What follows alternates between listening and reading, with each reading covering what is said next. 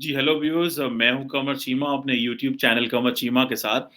Viewers, आज 2021 का पहला दिन है, जनवरी की पहली तारीख है और मैं आपको बताना चाहता हूँ कि आज के दिन ही पाकिस्तान और भारत ने जो अपनी न्यूक्लियर इंस्टॉलेशंस की लिस्ट है वो एक्सचेंज की है और दोनों मुल्कों ने इंतहाई मुस्बत तरीके से ये डेवलपमेंट की है कि उन्होंने अपनी जो न्यूक्लियर इंस्टॉलेशंस हैं, तनसीबात हैं, उस हवाले से जो लिस्ट जारी की है और ये प्रैक्टिस आज से नहीं, ये बड़ी पुरानी जारी है।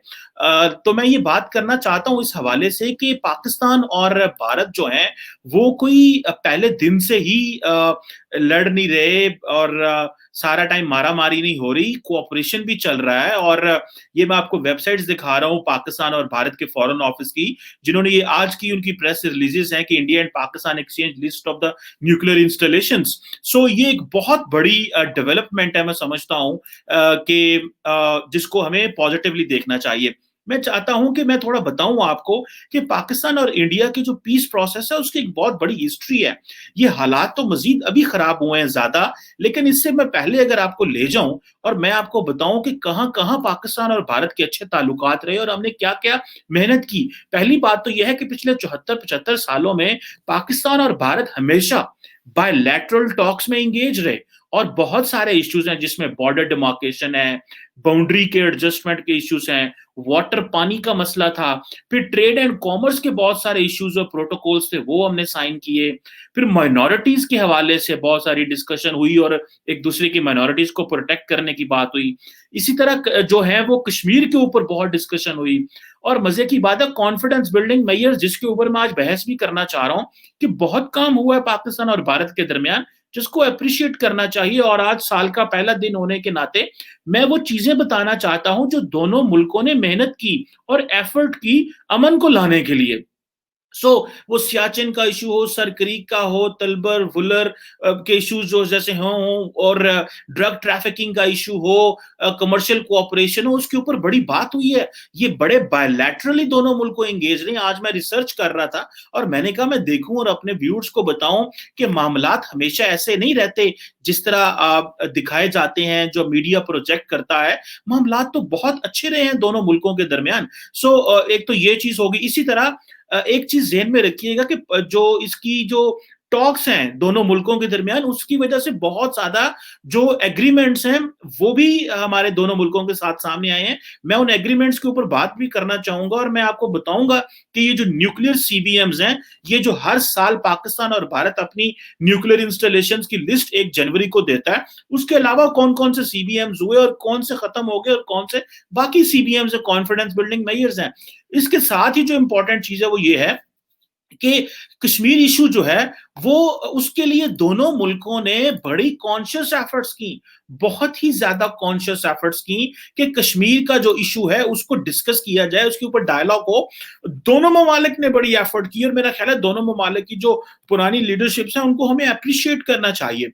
और एक बहुत अहम चीज जो आपके नॉलेज में होनी चाहिए वो ये है कि पाकिस्तान और भारत जो हैं, इन्होंने 3-4 दफा ऐसे वाकयात हुए कि जो न्यूक्लियर क्राइसिस को अवॉइड किया, जिसमें 1986 में, 1987 में ब्रेस्टेक एक्सरसाइजेज हुई थी, आपको याद हो भारत ने की थी। और उस वक्त ये खदशा ये था कि शायद भारत जो है वो बलोचिस्तान के करीब पाकिस्तान से अंदर एंटर हो जाएगा और वो एक्सरसाइजेज और वो जो टैंक्स थे वो पाकिस्तान को 2 टुकड़ों में तकसीम कर देंगे, ये 1986 एंड 87 में। और वो भी ये खतरा था कि उसकी एक और कहानी है, वो कभी आपसे डिस्कस करूंगा।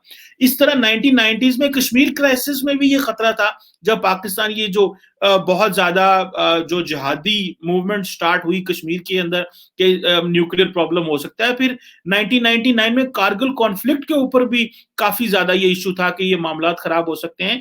फिर इसी तरह जो एक कंपाउंड क्राइसिस था समर 2002 का, उसकी भी डिस्कशन होती है जब बॉर्डर पे फोर्सेस आ गई पाकिस्तान और भारत की और इंडियन पार्लियामेंट पे अटैक हुआ। तो बेसिकली मामलात खराब हो गए, लेकिन मामलात फिर ठीक भी किए गए और दोनों मुल्कों की लीडरशिप ने ही मामलात को ठीक किया, किसी और ने वो ठीक नहीं किया। मेरा ख्याल है कि जो कॉन्फिडेंस बिल्डिंग मेजर्स हैं उसके ऊपर काफी बहस हो सकती है, बात हो सकती है, और हम डिस्कस कर सकते हैं कि पाकिस्तान और भारत की लीडरशिप ने कौन कौन से कॉन्फिडेंस बिल्डिंग मेजर्स किए जिसको हमें अप्रिशिएट करना चाहिए। और उसमें अगर मैं बताऊं आपको, एक बहुत बड़ी लिस्ट है इस हवाले से। एक लिस्ट तो ये है जो आज मैं आपको बताना चाह रहा था कि ये जिसमें हमने जो न्यूक्लियर इंस्टॉलेशंस के हवाले से, इंडिया और पाकिस्तान ने, ये पाकिस्तान के फॉरेन ऑफिस की तरफ से ये प्रेस रिलीज जारी हुई है, जिसको जारी बात है बहुत अप्रिशिएट करना चाहिए। और इसी तरह इंडियन फॉरेन ऑफिस के की तरफ से भी एक लिस्ट जारी हुई और ये बताया गया है कि किस तरह इंडिया जो है उसने पाकिस्तान को लिस्ट दी। जो पाकिस्तान का हाई कमीशन दिल्ली में है वहां पे लिस्ट प्रोवाइड की गई। ये आपके सामने इंडियन फॉरेन ऑफिस की प्रेस जो रिलीज है सामने है। और आपको पता है, ये अगर आप पढ़ें तो आपको व्यूज पता चलेगा कि ये एग्रीमेंट 31 दिसंबर 1988 को हुआ, जिसको अब तकरीबन आप समझ लें को 32 साल होने को है इस एग्रीमेंट को। 31-32 साल से ये प्रोसेस चल रहा है। लेकिन मुझे दुख की बात बताऊं आपको व्यूअर्स कि ये तो चलो एक जारी बात है, दोनों मुल्कों के दरमियान एग्रीमेंट तो होते रहे और न्यूक्लियर इंस्टॉलेशंस लिस्ट तो चलती रही।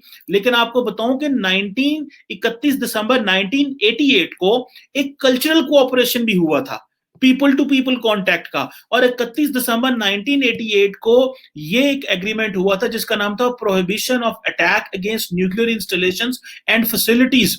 इसको वाइटल एग्रीमेंट कहा जाता है कॉन्फिडेंस बिल्डिंग में और ट्रस्ट बिल्डिंग के हवाले से। अच्छा, मजे की बात यह है कि और भी बहुत सारे एग्रीमेंट्स हैं हुए थे, जिसमें ट्रेड एंड कॉमर्स है, water rights, Indus water basin के ऊपर पीस मेकिंग एफर्ट 1965 की वॉर में, फिर peace and security after 1970 war, ये इस तरह के एग्रीमेंट्स हुए। और फिर जब 98 में ये एक बहुत बड़ा एग्रीमेंट हुआ, क्योंकि ऑपरेशन ब्रेस्टेक के बाद ये खतरा बढ़ गया था कि इंडिया कहीं मिसकैलकुलेट ना कर जाए। और क्योंकि पाकिस्तान के पास उस वक्त कहते हैं कि न्यूक्लियर कैपेबिलिटी नहीं थी, लेकिन उस वक्त के जो मुशाहिद हुसैन सैयद हैं और पाकिस्तान के न्यूक्लियर एक्सपर्ट हैं अब्दुल कदीर खान साहब, उन्होंने ये कहा कि जी हम तो हमारे पास तो ये है। तो इंडिया इस चीज से थोड़ा खाइफ हुआ कि ये अगर इनके पास है तो हमें अटैक नहीं करना चाहिए, इस तरफ नहीं जाना चाहिए। सो ये एक चीज थी। फिर अगर मैं आपको बताऊं तो 1991 में से 6 अप्रैल 1991 में advance notice on military exercises and troops movement के ऊपर भी हुआ। ये भी एक इंपॉर्टेंट सीबीएम था, कॉन्फिडेंस बिल्डिंग मेजर था जो कि चला। फिर एक और एग्रीमेंट 1992 में दिल्ली में हुआ, prevention of peace violation and overflight rights के ऊपर भी डिस्कशन हुई कि ये चीजें होनी चाहिए। और फिर सबसे इंपॉर्टेंट कि 1997 में joint working group for composite dialogue हुआ कि जी हमें ये चीजें करनी चाहिए। लेकिन अनफॉर्चुनेटली 2010 में ये सारा चीजें फिर खत्म हो गई, इंटरप्शन हो गई और ये डायलॉग भी खत्म हो गया, क्योंकि 2004 से 7 कंपोजिट डायलॉग रहा। फिर मुंबई ब्लास्ट हो गए और उसकी वजह से वो सारे मामला डिस्टर्ब हो गए। लेकिन इसी तरह क्रॉस बॉर्डर टेररिज्म के ऊपर 2014 में एक जॉइंट सीबीएम हुआ और वो ऑपरेशनल है। फिर न्यूक्लियर सीबीएम्स 2004 में भी हुए व्यूअर्स, न्यूक्लियर सीबीएम जिनको कहा जाता है कि जी फिर जॉइंट कमिटमेंट की गई दोनों तरफ से इस हवाले से। फिर खैर कंपोजिट डायलॉग तो शुरू हुआ ही, जिसकी वजह से बहुत सारी चीजें हुई। फिर 2006 में इसको बोलते हैं resumption of composite dialogue process cross border terrorism and Kashmir, ये हवाना में हुआ था जॉइंट स्टेटमेंट उस वक्त। ये अभी भी कहते हैं कि ऑपरेशनल है। और फिर लास्ट एक हमारा जो अच्छा एग्रीमेंट हुआ था वो शर्म शेख में हुआ था, जिसमें दोनों ममालिक के साथ डायलॉग हुआ कि हमें कंपोजिट डायलॉग को आगे लेके चलना है। सो अगर मैं ये कहूं कि पाकिस्तान और भारत की जो दोनों ममालिक के दरमियान कभी अच्छे टाइम नहीं रहे, अच्छे मामलात नहीं रहे, और दोनों मुल्कों ने मिलके कभी जो जिसे कहते हैं कि डायलॉग को आगे लेके जाने की कोशिश नहीं की, तो इसको जारी बात है हमें थोड़ा डिस्करेज करना चाहिए और लोगों को बताना चाहिए कि देखिए किस तरह हम ये डायलॉग करते रहे हैं और किस तरह डिस्कशन चलती रही हैं। और ये मैं चाहता हूं कि जिस तरह ये न्यूक्लियर इंस्टॉलेशंस और फैसिलिटीज के ऊपर हम इंफॉर्मेशन शेयर करते हैं, तो हम बाकी जो इश्यूज हैं, हम उनके ऊपर ये क्यों नहीं कर सकते? देखें, ये बहुत बड़ी एक अपॉर्चुनिटी है पाकिस्तान के लिए भी, और ये भारत के लिए भी बहुत बड़ी अपॉर्चुनिटी है कि हमें अपने जो लोग हैं, जो हमारे पाकिस्तानी हैं, जो हमारे भारत के लोग हैं, हमें उनको बताना चाहिए कि किस तरह हम लोग अगर न्यूक्लियर के ऊपर सीबीएम कर सकते हैं, तो हम पीस के लिए क्यों नहीं कर सकते, कल्चरल इश्यूज के ऊपर क्यों नहीं कर सकते? और हमें आगे की तरफ जाना है। हमें इतनी कोशिश करनी चाहिए कि एटलीस्ट जो दोनों ममालिक की जो यूथ है, वो तो कम से कम इस चीज को समझे कि दोनों ममालिक के लोग जो कि माजी में एक इंतहाई ज्वाइंट एफर्ट्स करते रहे चीजों को बेहतर करने में, अभी वो लीडरशिप दोबारा वो चीजें बेहतर कर सकती है। ये नहीं कि वो चीजें बेहतर नहीं हो सकती। हमें थोड़ा बैठना है, हमें सोचना है, हमें माजी से भी थोड़ा सबक सीखना है कि माजी में किस तरह हमारी लीडरशिप्स ने काम किया, भारत की भी और पाकिस्तान में भी। अगर पाकिस्तान में से किसी ने कोई प्रॉब्लम क्रिएट की है तो उसको भी हमें छोड़ देना है।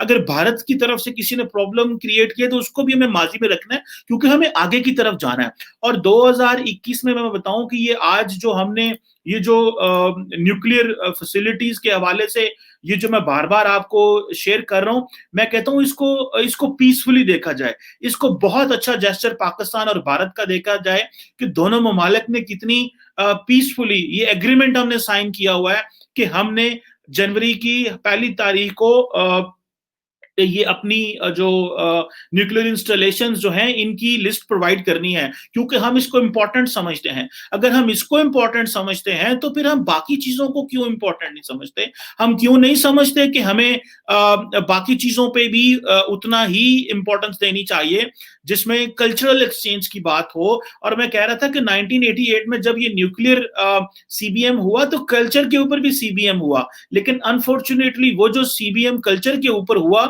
वो खत्म रह हो गया और न्यूक्लियर का रह गया। मेरा ख्याल है कि एक बहुत अच्छा मौका है हमारे लिए, पाकिस्तानियों के लिए और भारतीयों के लिए, कि हमें 2021 में एक फ्रेश स्टार्ट लेना है। 19 में कुछ हुआ, 20 में कुछ हुआ, अच्छा नहीं हुआ, ये कोई अच्छे औकात नहीं थे। एक नई डेकेड शुरू हुई है। 2021 एक बिल्कुल नई डेकेड है। आए प्लान करें, आए बात करें, आए इस चीज का अहद करें कि 2021 में हमने वो नहीं करना जो 19-20 और उससे पहले हम करते रहे हैं। हमें एक और कनेक्टिविटी की तरफ जाना है, और मेरी अपनी इंडिपेंडेंट एक सोच तो यह है कि पाकिस्तान को ईस्ट की तरफ देखना चाहिए। वेस्ट में हमारे तो जंगे हैं, मामलात खराब हैं, इश्यूज हैं, कनेक्टिविटी नहीं हो रही।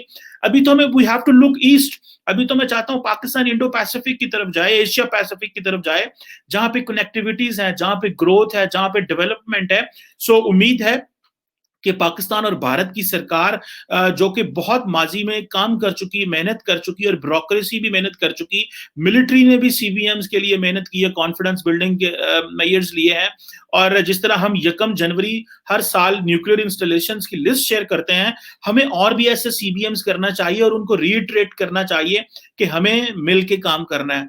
आई होप कि हम लोग जो सारा टाइम लड़ते रहते हैं, हमें इस नए साल को एक पीस का साल मनाने चाहिए। और इसमें अगर सरकार थोड़ी सी मुश्किल में है और उनके लिए माजी में कही हुई बातें मुश्किल में हैं, तो अवाम आ गया है, मीडिया आ गया है, मूवीज के लोग आ गए हैं। इंडिया की बहुत बड़ी मोशन पिक्चर इंडस्ट्री है, पाकिस्तान की ड्रामा इंडस्ट्री बहुत बड़ी है।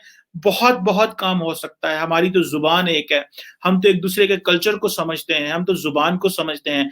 आए जो माजी की खराबियां हैं उनको भूलें और मुस्तकबिल के लिए एक अच्छे अंदाज से सोचें और उस पर अमल करें। उम्मीद है कि मेरी ये जो आवाज़ जहाँ जहाँ पे पहुंच रही है, मुझे जो लोग भी सुन रहे हैं वो इसमें अपना किरदार अदा करेंगे और एक अच्छा मुस्तकबिल प्लान करेंगे दोनों ममालिक के लिए और इस खित्ते के लिए भी।